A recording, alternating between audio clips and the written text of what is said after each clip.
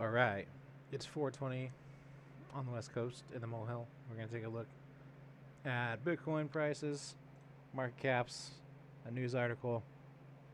This is nothing resembling financial advice. This is just observations of some stoner, and we're gonna get it all done in the time it takes you to smoke a bowl, because hey, it's 4:20. All right, let's take a look at the market caps. We got Bitcoin is down 0.5% in 24 hours, but it's up 5% on the week. That's pretty nice. 254 billion market cap. Ethereum is up 2% on the day, but down 2.5% on the week for 44 bill. Tether doesn't do anything. It doesn't change. It's at 16 bill. It's a lot though. It's a lot of tethers. XRP down 0.1%, down 0.5% on the week. $10 billion market cap. Closing in on Tether. Bitcoin Cash, well behind, 1.9, up on the day, down 1.2 on the week. $4.9 billion market cap. Oh, wow. Chainlink is really catching up 2.4% on the day, down 4.9 on the week. But $4.5 billion market cap, so we're just looking at 400 mil behind. Chainlink at 1150 is being called undervalued by people who actually are financial advice, but I am not. Okay. That's our market cap. Cardano fell quite a bit. Let's look at what happened in the last 24. Bate, I gotta look into this one. 13% up again. 52% in the last 7 days. Well, shit, I wish I would have bought into that. Ocean Protocol, 12% up on the day, 0.9 on the week. I wish I knew how to get this coin. I don't think it's available in the U.S. Bummer, because it got picked for some project on a German bank.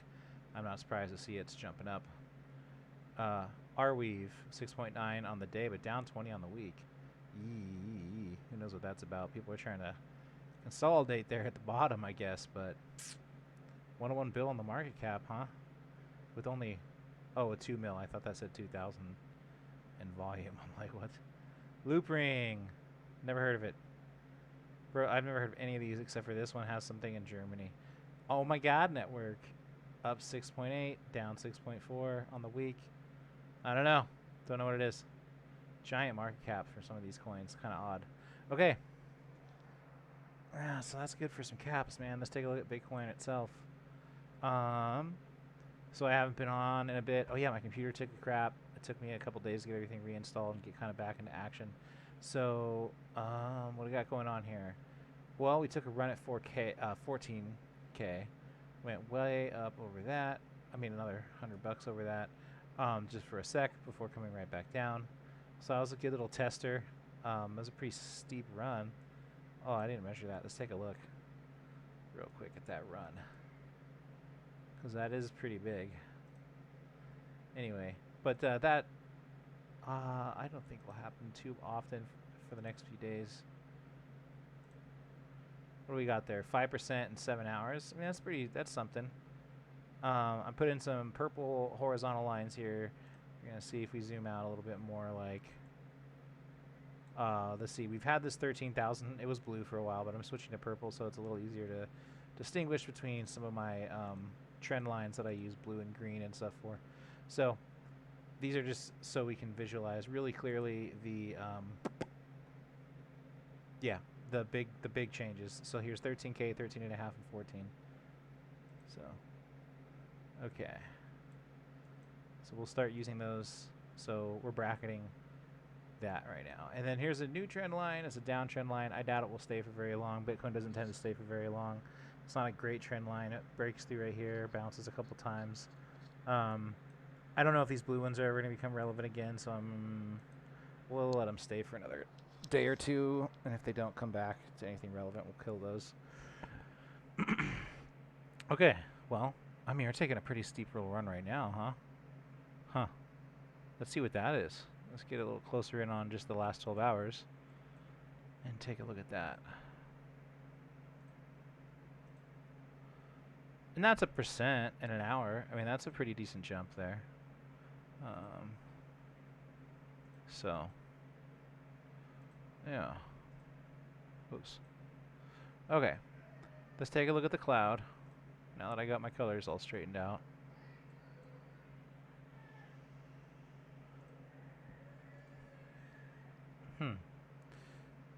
Oh, I see. All right. I was gonna say like, it's a lot of resistance for a steep run, but I think that the resistance is fading fast, and we're looking at, you know, that could switch pretty quick here if that continues. A little bit more detail. Yeah, that's a good thing. We want to see that. We want to see that cross. And purple is trading just barely above it, or right at purple, I guess we're trading at. So yeah, at the lagging indicator. Looks decent. EMAs are starting to point up. Most of them are either flat or pointing up, so that's what you want to see. I think I've heard from people that when they bunch up, you're about to see volatility. So if you see volatility aiming upward, that's pretty cool. Okay, let's leave that Bitcoin alone for now. I only really found one article I felt like getting into today, and Ethereum 2.0, just part of Ethereum 2.0 getting pushed back. So I actually need to do a little bit more research and figure out which one of these is really officially Ethereum 2.0, because like we call it that, but it's not like a hard transition as much, I don't think, at least. Tentative development date for deployment is January 2021. Well, if they're calling it the hard fork, this must be 2.0. So actually, I don't think I need to research that. So let's see what we got going on here. This update could occur a few weeks after the deployment of the beacon chain. Right. So that's not a hard fork. They're just adding a chain right there. Okay. At the end of November. Whoops. Now, Beacon Coin, we did this article a few days ago and it was new. And it was November 6th. So, like a lot of things with Ethereum, it just keeps getting pushed back. So, I mean, even this, like January 2021, like, okay. Dude, I'll believe it when I see it. You know, I mean, I'm all on board. Like, I'm not trying to be a naysayer, but I'll believe it when I see it a little bit. Because, yeah, I mean, Beacon was supposed to be out a few times. The date was supposed to be, 5 days from now? That got pushed back again, apparently, tentative at the end of November. You know, hey, and I'm glad they're getting it right. I'm not trying to shit talk. It's just like, I almost want to just be like, don't even bother with the date. Just work on it. Like, don't even tell people shit and just work on it. You know, like get it right, and then be like, hey, we got it right.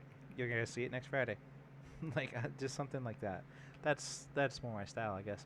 All right, Berlin is an update for the current Ethereum 1. Oh, okay, that answered my own question. I should have highlighted that earlier. Berlin is an update for the current Ethereum 1.0, which is operating proof of work, introducing improvements to the blockchain while building on Ethereum 2.0 proof of stake blockchain. So what aims to introduce improvements. I'm not 100% sure if proof of work and proof of stake will be occurring simultaneously on this network, because this doesn't make it sound like they're killing off proof of work, and they don't say so anywhere in this article. Now, you would think that would be a pretty big thing to say. So, interesting. This paragraph makes me think they're setting the stage for Ethereum 2.0's proof of stake exclusive, proof. Okay. Geth client, I should have highlighted some stuff here, but yeah, I don't know much about the Geth client, but apparently if it's not ready, Ethereum is totally reliant on it. Complete breakdown. Developers call. So they're saying that the deployment of Berlin is subject to these critical areas, which would probably include, Geth. Let's see. Okay, only thing I want to get to before I kill it in this one, get out of this one, is the EIPs that are going to be involved. This one sounds like it would have been a good idea. Make it easier for 2 and 1x to communicate. Seems like you would want to keep that one. Don't know. Maybe it just didn't work well. I don't know. 1559 we've talked about on this show before. It would change the way the fees work. Applications are asking to take advantage of secondary layer. Okay. So first off, this didn't guarantee it would lower fees, but it definitely guaranteed miners would get less. And I never really got a clear answer on if miners got less and the fees don't go lower, then who does get the fees? Never was clear to me. I don't know how that would actually alleviate the traffic anyway, because the problem is too much traffic, right? Not enough fees, right? Or too much fees. The traffic's supposed to slow down. Sorry, the fees are there to kind of slow down the traffic, which is really weird because applications are asked to take advantage of the second layer scaling solutions to improve and reduce costs when using Ethereum. Well, why wouldn't they be built that way in the first place if that was an option? Like, I'm learning how these things work, and I'm learning about coding, so I can't answer necessarily why applications would have to be in layers 1 and 2. Layer 1 is like the base layer, as far as I understand it. It's like the main thing. Layer 2 is kind of on top. I mean, I'm not explaining anything the names don't tell you, but just if it was possible to build all these altcoins and these dexes and all this other stuff on the second layer and not impact the main net's traffic and incur all the fees, then why wouldn't they just do that in the first place? I wonder why that wasn't why they got built I don't know, why they got built on layer 1 instead. Well, that's my show for the day. Thank you for not abandoning me when my computer was down for a few days. Talk to y'all later.